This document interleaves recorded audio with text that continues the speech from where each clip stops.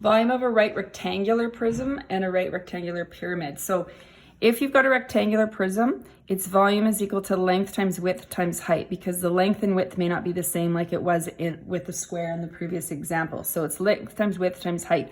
This formula also works for a cube, so a right square prism. So I like to use this one. If you've got a rectangular pyramid, so if you take this shape and basically turn that into a pyramid, so width and length stay the same, it's 1/3 the volume of that right rectangular prism. So your formula is 1/3 length times width times height, okay? This is on your formula sheet, so if you look under right pyramids, volume, you can write it as area of the base times height, or 1/3 length times width times height, because length times width is going to be how you find your area of your base. So let's look at an example then. So we've got our formula written there. Example 2.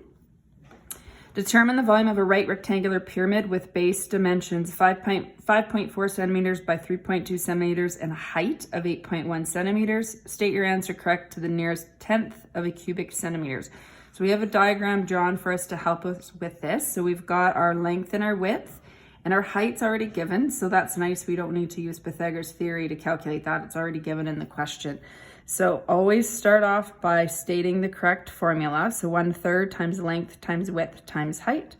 Now you're gonna do substitution steps. We substitute the numbers into the formula. So length is 5.4, width is 3.2, and the height is 8.1. This is all going to be put into your calculator.